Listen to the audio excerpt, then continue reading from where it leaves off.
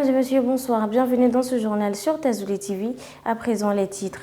Dans le cadre de l'apprentissage, nos établissements scolaires publics et privés font face à d'énormes difficultés, dont le problème d'effectivité pléthorique. On en parle dans ce journal. Mesdames et messieurs, bonsoir, bienvenue dans ce journal. Comme annoncé dans les titres, effectifs pléthoriques pour des classes très étroites, ce sont là les difficultés principales évoquées par les acteurs de l'éducation auxquelles les écoles font face tout au long de l'année scolaire. Pour en savoir davantage sur ces effectifs qui impactent sur le niveau des élèves, notre équipe de reportage a sillonné quelques établissements dont les groupes scolaires Mamadou Boundo Simaka. Issa Amaba et Pascal Dramé pour le reportage. Il faut un bloc-notes pour lister les nombreuses difficultés de nos écoles. La plus récurrente qui est en passe de devenir générale est l'effectivité des élèves qui dépasse largement la limite prévue par classe. Nous faisons face à beaucoup de difficultés. Il y a, manque de table-banc, il y a manque d'enseignants aussi, parce qu'il faut scinder les classes. Donc avec un effectif pléthorique, il faut scinder les classes. Donc un groupe vient le matin et l'autre groupe vient le soir. Et donc la baisse considérable du niveau dans le système éducatif malien peut être expliquée par cette situation pléthorique des élèves dans les classes. Absolument. Ça quand même, c'est l'effectif quand c'est trop élevé, effectivement ça joue beaucoup sur le rendement des élèves.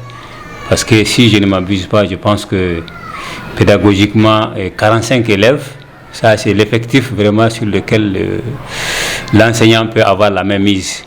Mais au-delà des 45, vraiment le travail devient un peu difficile, surtout pour les évaluations et autres. En vue de résoudre le problème de manière pérenne, les responsables de l'éducation lancent un appel présent au gouvernement et aux parents d'élèves. J'invite les parents vraiment à suivre les enfants à la maison, qui va nous aider vraiment à bien mener vraiment nos tâches.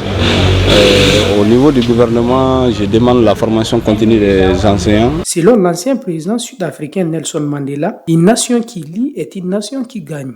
Alors faisons les problèmes de notre système éducatif des problèmes d'ordre collectif afin d'espérer sur une nation qui gagne. La pandémie du Covid-19, les sanctions de la communauté économique de l'Afrique de l'Ouest, CEDEAO, l'insécurité alimentaire sont entre autres qui ont secoué l'économie nationale. En effet, il faut une stratégie de relance économique dans le pays, mais la question est de comment y parvenir. Abdul Karim Diamoutene nous livre sa proposition dans cette interview réalisée par Valérien Dako et Moussa Samake. Suivons. Comment relancer l'économie nationale? C'est une question très intéressante. En fait, il faut comprendre quelque chose d'abord. De quoi souffre l'économie malienne? C'est-à-dire que quand on essaie de discuter autour de ça, ça facilite un peu la compréhension de la proposition de solution. Vous savez, avec les sanctions qui ont entraîné beaucoup d'effets pervers au niveau de l'économie, n'est-ce pas? D'abord, même avant les sanctions, il y a eu la crise de Covid-19. Et qui a beaucoup perturbé aussi bien la production que la consommation. Donc, l'économie malienne s'est retrouvée dans un engrenage caractérisé par la hausse des coûts des facteurs de production. Parce que d'abord, la raréfication, n'est-ce pas, des produits donc a entraîné une perturbation au niveau de l'approvisionnement du produit. Et donc, du coup, ça a entraîné des coûts de production souvent importants. Aussi, avec les différentes crises ces dernières années-là, surtout les sanctions de la CEDEAO après à la suite, qui sont caractérisées par le fait que les avoirs du Mali avaient été gelés, et aussi beaucoup de partenaires se sont retirés. Et donc, tout ça, c'est qu'il y a eu pour incidence sur le budget de l'État, le financement du bien sûr de l'appui des différents partenaires. Mais ce qui est fondamental, le minimum, c'est que l'État de trouver un moyen pour. Cela ne peut pas se faire d'abord sans accroissement des dépenses publiques, des investissements qui ont complètement été arrêtés, une politique de révalorisation salariale, parce que ce qui est fondamental aujourd'hui, c'est que les gens n'ont pas assez de moyens. Ça, c'est sur le plan conjoncturel tout à l'heure. Donc, il faut forcément revoir les différents investissements, etc. Aussi, une politique, il faut que les partenaires y viennent. Parce que vous imaginez combien de Maliens perdu leur boulot en raison, n'est-ce pas, du départ des différents partenaires. Combien de projets ont été arrêtés sur la base de ça? Maintenant, ces gens qui ne travaillent plus et les sources de revenus qui ont été fermées, comment vous voulez qu'ils aient de l'argent pour acheter les différents biens qui sont à la disposition de la population au niveau intérieur? Donc, ça devient difficile. Donc, actuellement, c'est stimulé du côté de la demande, permettre à ce que les gens puissent avoir des revenus qui leur permettent, n'est-ce pas, de faire face à différents, n'est-ce pas, et demander les différents biens de production qui sont existants.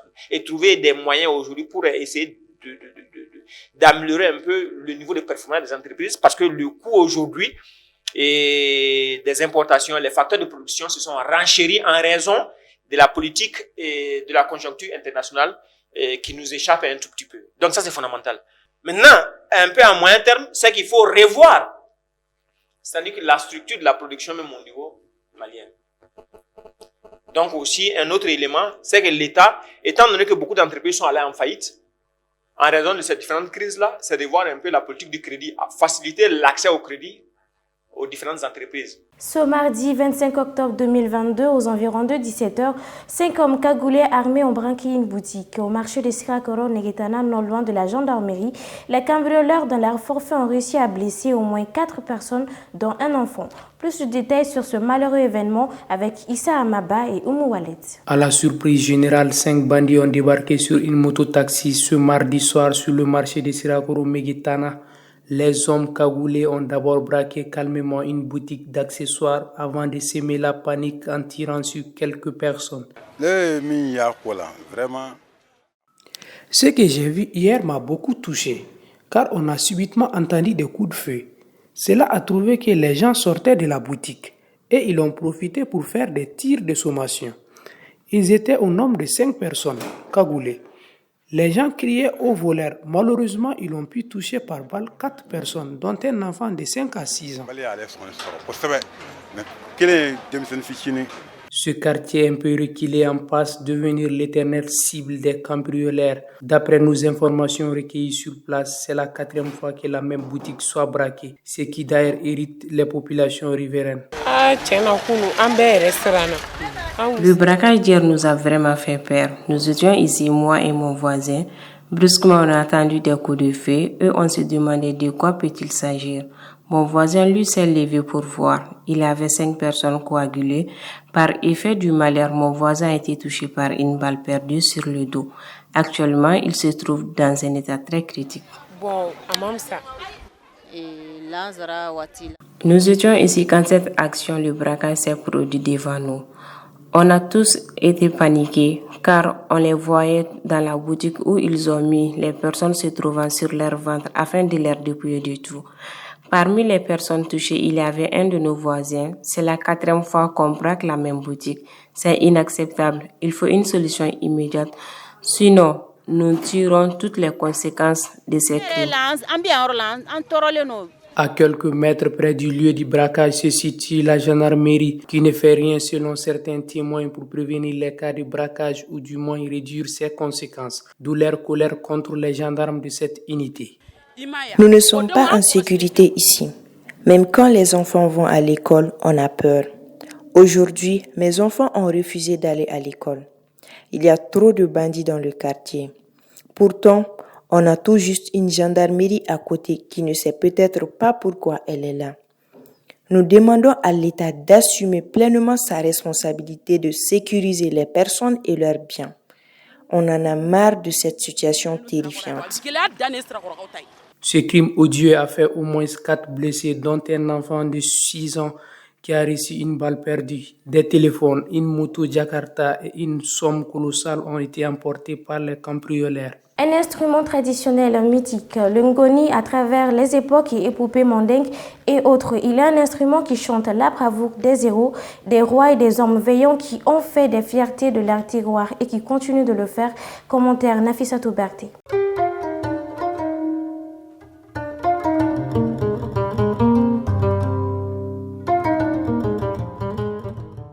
Le ngoni est une guitare traditionnelle malienne. Sacrée, il chante la gloire, la bravoure, l'intégrité, la loyauté des hommes vaillants. Chaque bravoure a son rythme, Chaque héros a son rythme.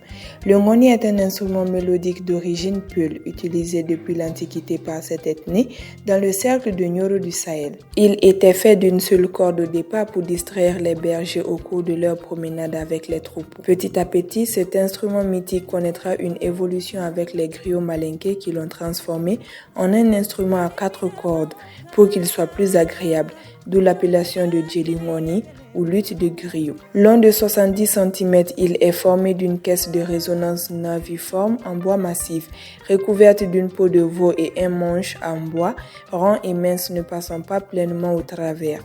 Les cordes en nylon, 4 traditionnellement, mais jusqu'à 7 voire 12 aujourd'hui, sont fixées à l'aide d'anneaux de cuir, parallèlement aux manches de l'instrument qui suit la même ligne que la caisse de résonance. Elle passe sur un petit chevalet en éventail.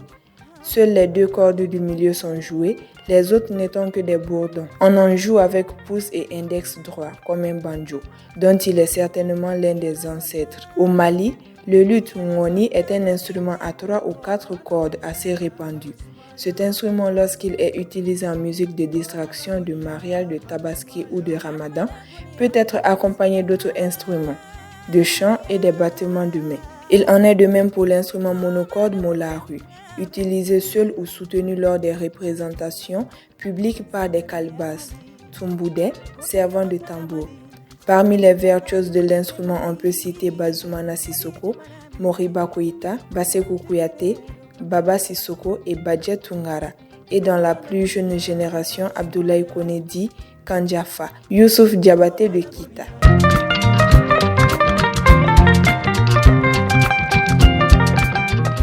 Mesdames et messieurs, à présent, place à l'actualité internationale de ce journal qui nous amène au Sénégal avec l'ouverture du Forum de Dakar, en Côte d'Ivoire avec la pénurie des sacs à cacao et aux États-Unis avec la panne de la messagerie WhatsApp. C'est commenté par Assitou Keita. Au Sénégal, le président sénégalais Macky Sall a lancé ce lundi à Diamadio la 8e édition du Forum de Dakar sur la paix et la sécurité. Le forum se pointe comme défenseur des intérêts africains. Au menu de cette rencontre de 2 jours qui se veut africaine, plusieurs thèmes à dimension continentale sont abordés. L'occasion est mise à profit afin de plaider pour un rôle accru de l'Afrique dans le système mondialisé. Le président sénégalais Macky Sall, dans ses interventions à l'ouverture, a fait un réquisitoire contre le multilatéralisme dans ses dispositions actuelles et plaidé pour une gouvernance globale plus équitable. Pour lui, il faut avoir le courage de faire ces réformes qui représentent un saut dans l'inconnu, ce qui va supposer un changement de mentalité. Nous ne sommes plus à l'époque coloniale. Les pays, même s'ils sont pauvres, sont d'égale dignité et méritent que l'on traite leurs problèmes avec respect, a insisté Macky Sall. En Côte d'Ivoire, le marché de cacao connaît des tensions accrues en raison de pénurie des sacs. La saison effectuée a été très bonne pour la culture du cacao.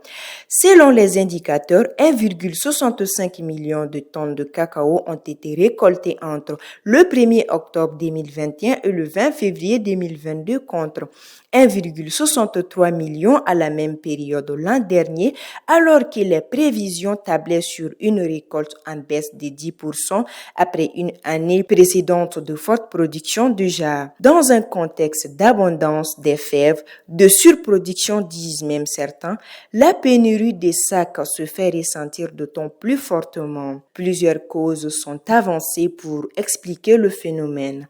Le Conseil Café-Cacao, l'organe de régulation de la filière, pointe du doigt Filtizac, filiale d'Ivoire Production Service IPS de Lagan-Khan, chef religieux des Ismaéliens et riche homme d'affaires, l'accusant de ne pas avoir produit assez de sacs. Aux États-Unis, où se trouve la société Meta qui regroupe Facebook, Instagram et WhatsApp, a réveillé ce mardi tôt le matin le monde numérique avec une panne technique sur sa messagerie WhatsApp. Pendant plus de 2 heures de temps, il était quasiment impossible d'envoyer un message ou d'en recevoir via WhatsApp. Il fallait attendre vers 9 heures pour pouvoir travailler avec WhatsApp. et la société mère n'a donné aucune information sur les raisons de cette interruption de sa messagerie qui compte plus de 2 milliards d'utilisateurs dans le monde. Par contre, l'un des porte-parole du groupe a présenté des excuses au nom de la société. Nous savons que des personnes ont eu des difficultés à envoyer des messages sur WhatsApp aujourd'hui. Nous avons résolu le problème et nous nous excusons pour tout désagrément, s'est-il excusé. Il faut noter que ces pannes deviennent de plus en plus fréquentes sur les installations de Meta. Mesdames et messieurs, à présent, place à la page. Connais-tu ton pays? Le saviez-vous? Le Kenya est un pays d'Afrique de l'Est possédant un littoral sur l'océan Indien.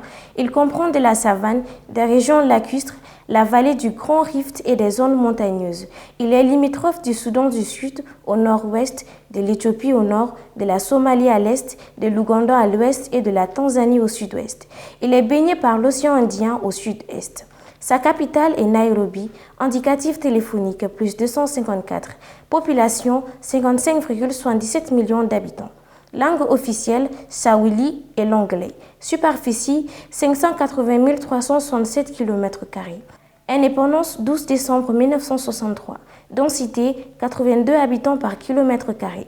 Monnaie, le shilling kenyan. Devise, travaillons ensemble. Le drapeau du Kenya est adopté en 1963. Le rouge marque le prix du sang versé pour l'indépendance. Le noir représente le peuple africain. Le vert souligne la vocation agricole. Le blanc exprime la paix. Le centre-port, un trophée traditionnel des Moncey. Mesdames et messieurs, c'était tout pour ce journal. Merci de l'avoir suivi. À la prochaine. D'ici là, portez-vous bien et bonne suite de programmes sur TASUD TV, la télé autrement.